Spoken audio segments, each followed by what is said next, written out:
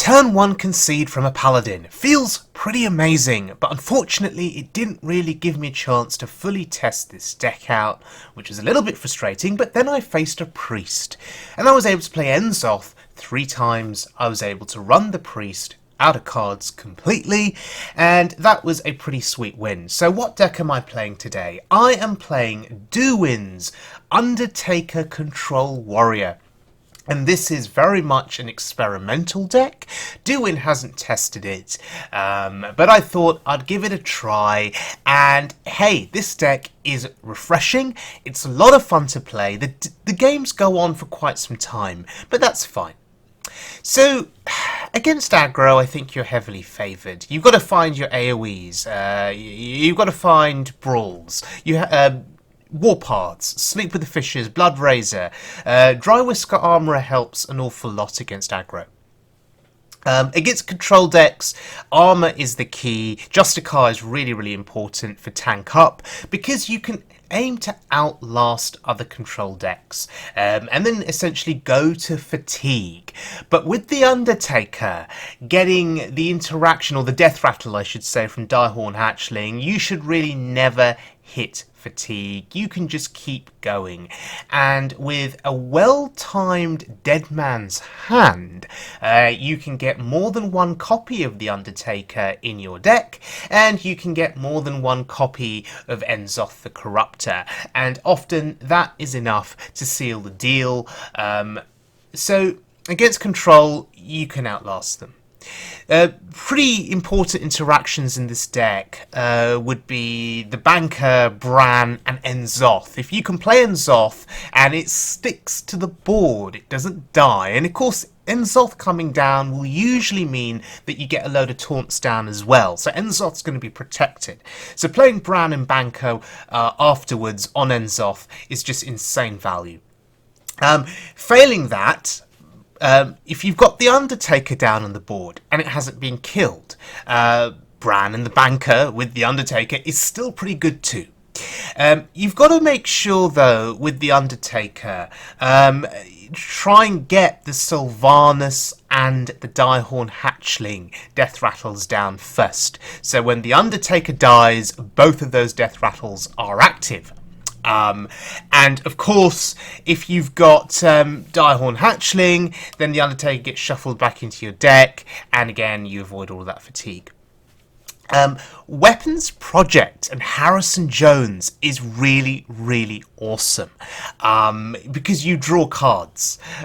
You give your opponent a weapon, you play Harrison, you draw 3 cards. It's insane value, because often with this deck, your deck can become a little bit diluted, especially if you've played Dead Man's Hand, and maybe there are some cards shuffled into your deck that you don't particularly want.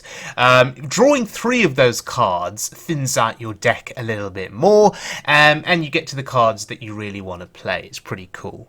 So let's have a look at this deck in action on the Wild Mode ladder, and it's against a priest. Now, we don't know what kind of a priest this is. You look at the meta now, and you think big priest, right? Because Druid is basically dead, I assume. Kingsbane Rogue is dead, I assume. And so Big Priest is left standing. Hasn't been nerfed, hasn't been hit significantly by Blizzard. Those resurrection effects are still alive and still functioning. But Northshire Cleric means it's not Big Priest. And actually, I'm really grateful for that. I was actually contemplating a coin acolyte, but that's just bad, right? That's just really bad. You want to save the coin. Do something productive with it.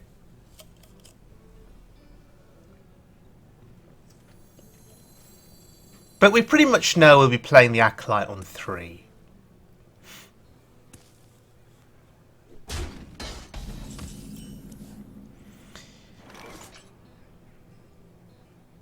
Or we could Shield Slam, but no. Shield Slamming the Cleric, I mean, it has merit. Stops his card draw engine, but I'd rather develop the Acolyte now. You know, it's turn 3, Acolyte costs 3, kind of makes sense to play it.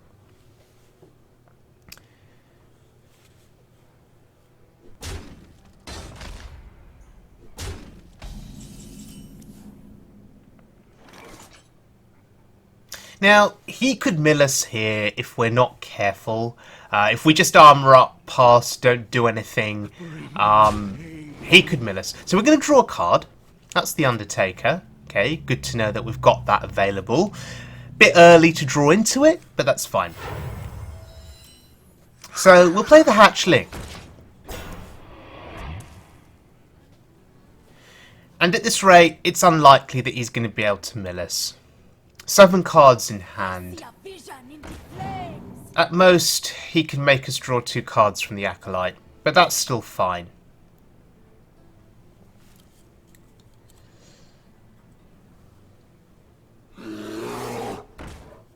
Wow, Ironfur Grizzly. He's going for significant ball presence here. Bring the pain.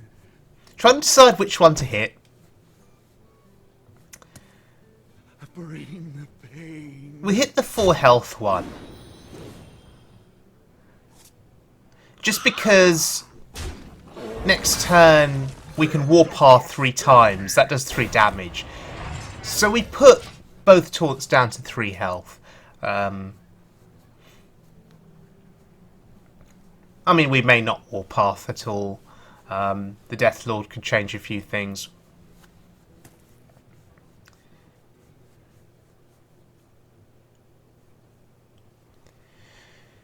We have Justicar, and Justicar on 6 is pretty cool.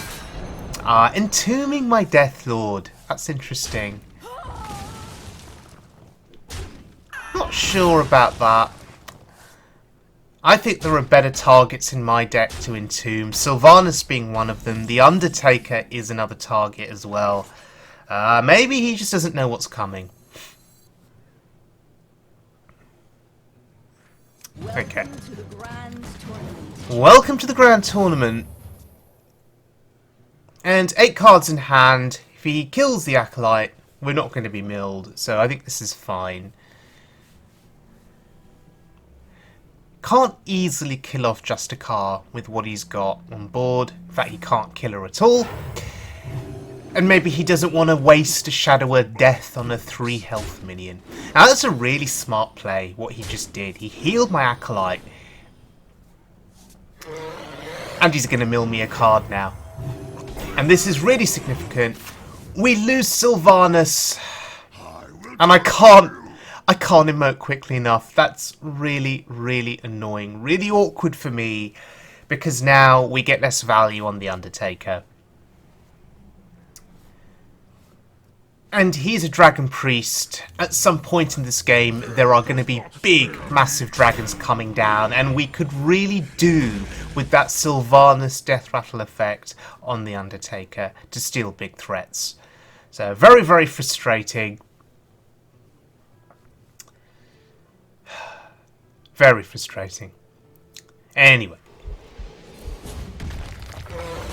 I think executing that taunt was fine. I didn't want to sacrifice Justicar there. I prefer to keep her alive.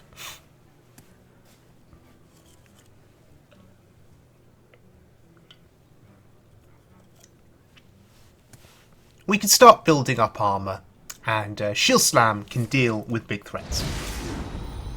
Wow, he actually got a Holy Nova. That's very fortunate for him.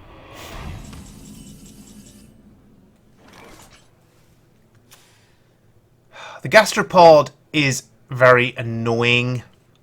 I want to keep my Deathlord alive on this turn if I can. So Warpath is fine, I guess. And I suppose if we play it again, means we can push 2 to the face with the Deathlord, and we can tank up. This deck is very hard to pilot, by the way. There's a lot of decision making required, a lot of thinking needed. And I've probably already misplayed a few times. But our plan is to outlast him. Our plan is to run him out of threats. Because he's got a finite number of threats. And if he's the kind of deck that's also playing Mind Blasts, we can tank up out of range. So that's absolutely fine. So we've just got to run him out of threats, tank up enough, outlast him. We need to get value on Dead Man's Hand, which means we need to shuffle Enzoth back into the deck.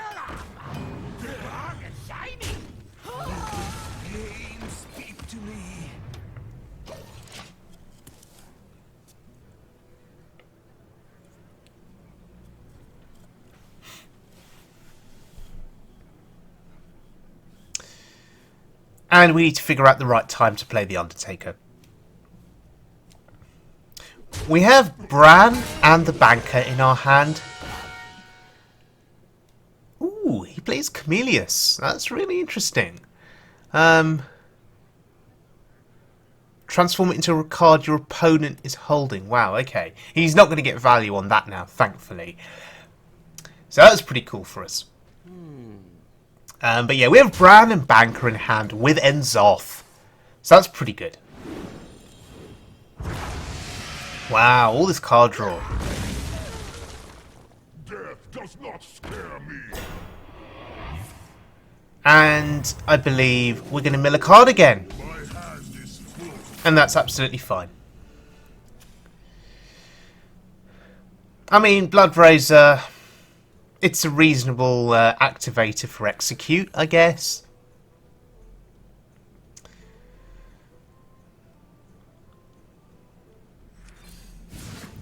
So I'm going to shuffle this. It's got some key cards. It's got a Direhorn, it's got Enzoth, it's got the Undatakah, it has Brann, it has a Banker. I think that's a reasonable hand to shuffle. On reflection, though, did I want to keep all of those cards in hand?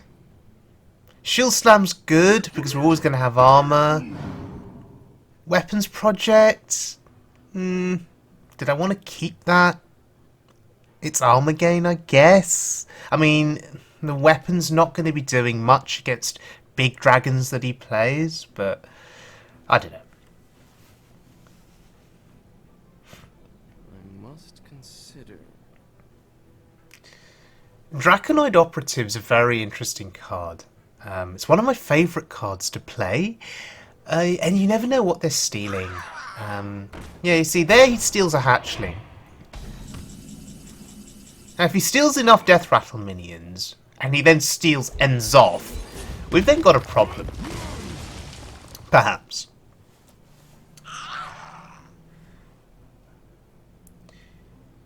I'm not entirely sure if I should be trading here, but we'll execute and see what we get. We get a hatchling. That's pretty cool. The worst thing with the Deathlord on the opposing side is it brings out an Enzoth, for example. I mean, in our case here, we have a Brann and a Banker. In fact, Brann double Banker on an Enzoth would be pretty insane. But in this case, it brought out a hatchling. That's good. But yeah, Deathlords can decide games. They can bring out combo pieces, for instance, or combo-related cards. They can bring out Reno Jacksons, and that's always a nice thing to see. Always a risk, though. They can bring out Sea Giants. They can bring out a Sylvanas. Deathlords can bring out cards that maybe you can't deal with. Okay. I think now is a fine time to play the Undatakah, so I have another one in hand. We don't have the Sylvanas Deathrattle on it, which is really unfortunate. Okay, there's a second Entomb, and I'm fine with that, because I have another Undatakah.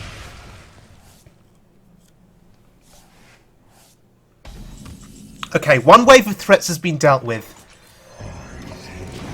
It's now time for another wave. And this time, you hope he can't deal with Enzoth. Because if he can't... Okay, I stand corrected. If he couldn't deal with Enzoth, then we had Brann double Banker.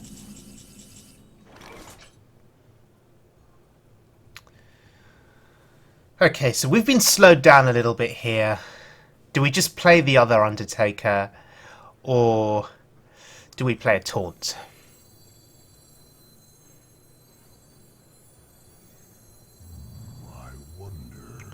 These decisions are interesting ones.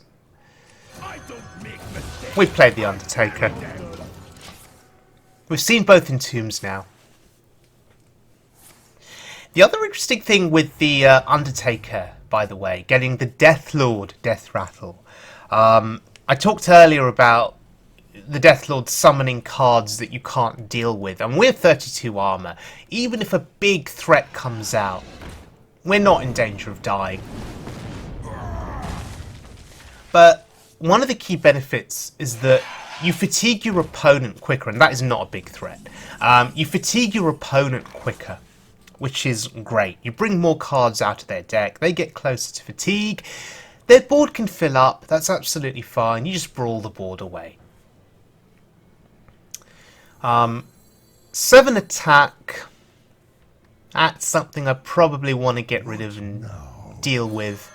I'm going to go about it in a rather convoluted manner here. I'm wasting a lot of resources just to remove those 2 threats from the board, so I'm not entirely sure that this was correct.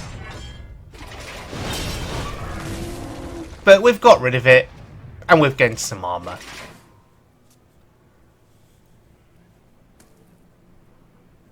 "24 cards in our deck, 10 cards in his.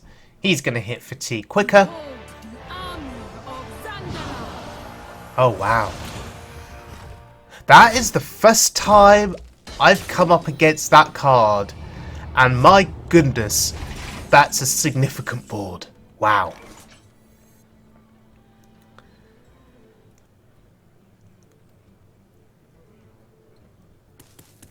He doesn't get the battle cry on the Undertaker, which is really, really important. We can spare a banker, and we can see what survives the brawl here.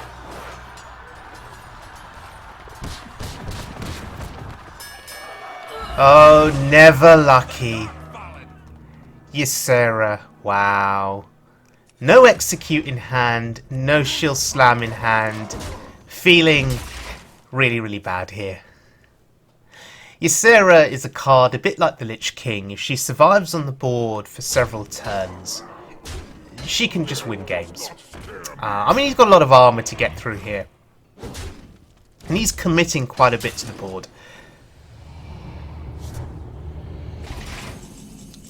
So we can have one more go with this brawl in hand, but I'm going to wait.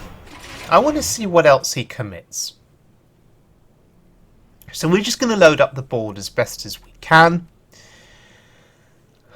and we'll see what happens.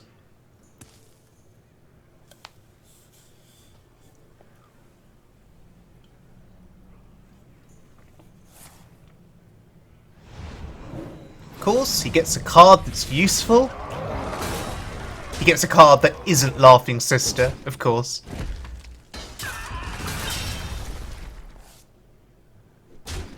Is someone injured? Okay, keep loading up that board.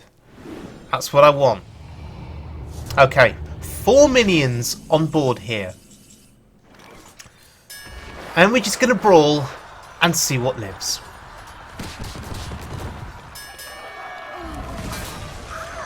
Of course. Of course the Ysera lives. Again. That's ridiculous. So the hope now is that we try to kill the Ysera with the minions on board. He'll try and heal it probably, but we have a weapon.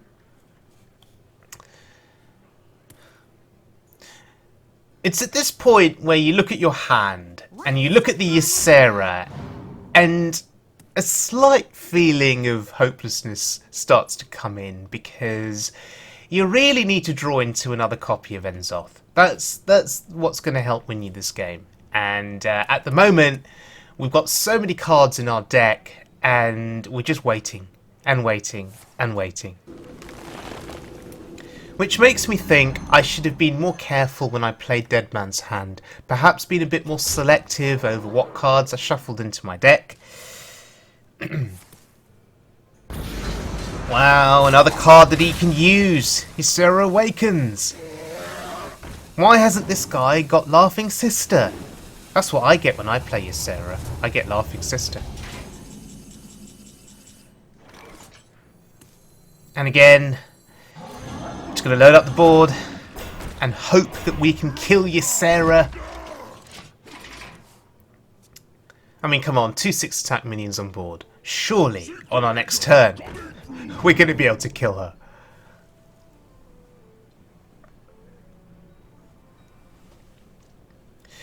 Brann Bronzebeard and the banker sort of sitting in our hands, not doing a huge amount here. Oh my goodness. And he finds a way to protect Ysera. That's so annoying.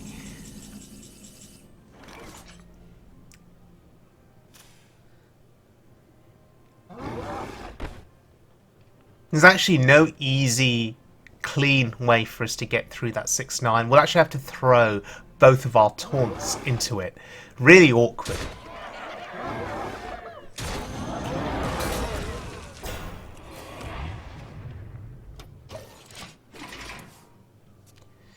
That Ysera is still alive. Wow.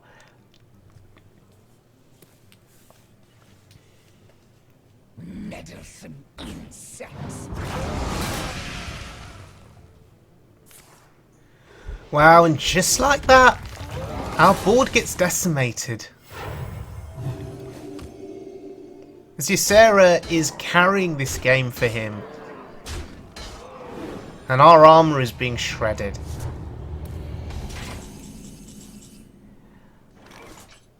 Okay. Here's Harrison Jones.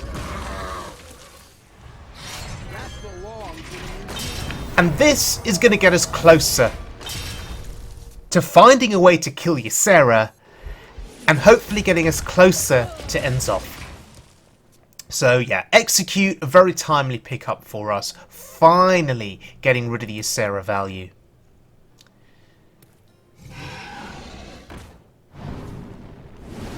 Okay, another crowd roaster.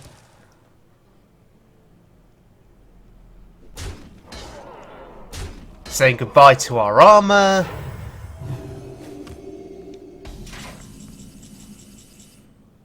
Okay, just load up the board.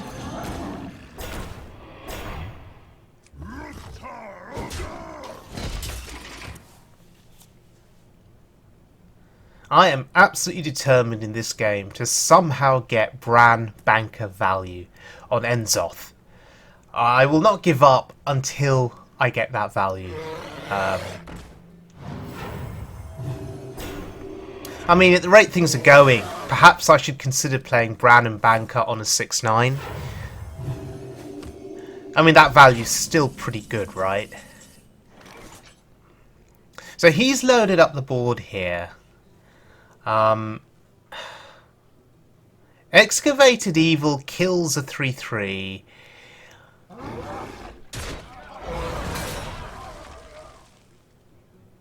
Is it worth playing?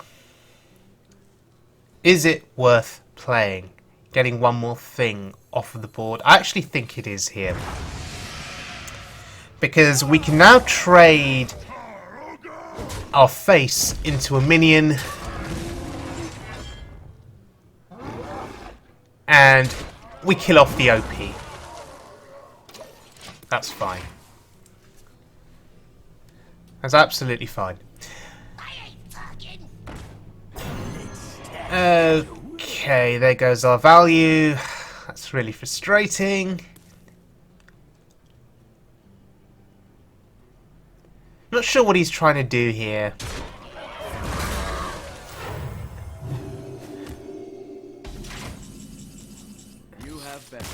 Oh, fair enough.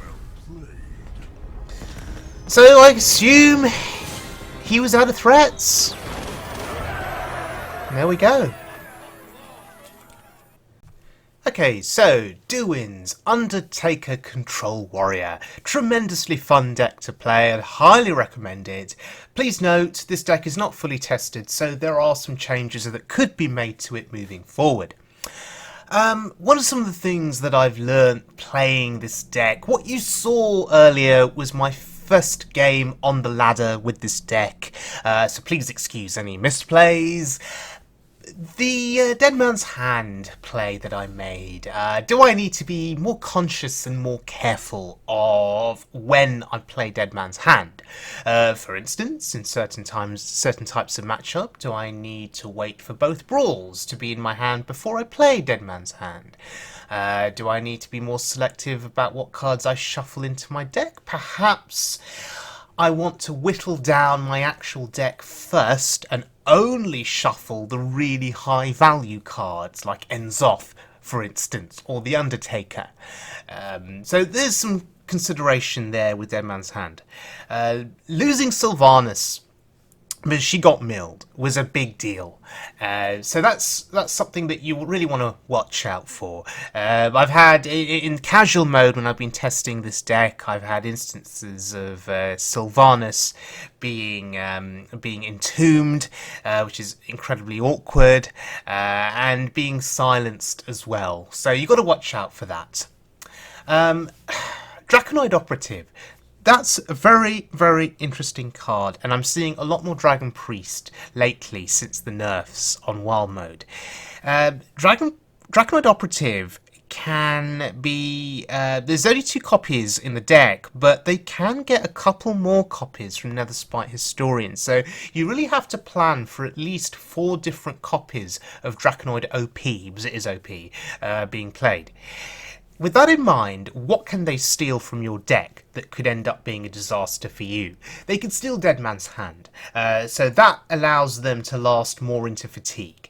They could steal Direhorn Hatchling, and they can steal Enzoth. Now, if that happens, let's assume they get to play 4 Draconoid Operatives. They steal a Dead Man's Hand, 2 Hatchlings, and Enzoth. They've now got super value in their deck. Okay, and then they can last for a little bit longer. So you always have to be conscious about what they are borrowing, I should say, from your deck with Draconoid Operative, and try and see if you can play around that. So thank you very much for joining me, everyone. I hope you guys enjoyed the video. We are heading into the Christmas season, so whatever you are doing this Christmas, however you are spending your time, I hope you're happy and I hope you stay safe, and I'll see you guys all again probably after Christmas now with a new video, perhaps another new deck from Duwin. He keeps giving me new decks to try out, so he's a super cool dude. Do check out Duwin on Twitter. I will put a link to his Twitter feed in the video description below. And yeah, Merry Christmas and a Happy New Year to all of you. Thank you all so much for all of your support, and I'll see you all again very soon for more Wild Mode fun.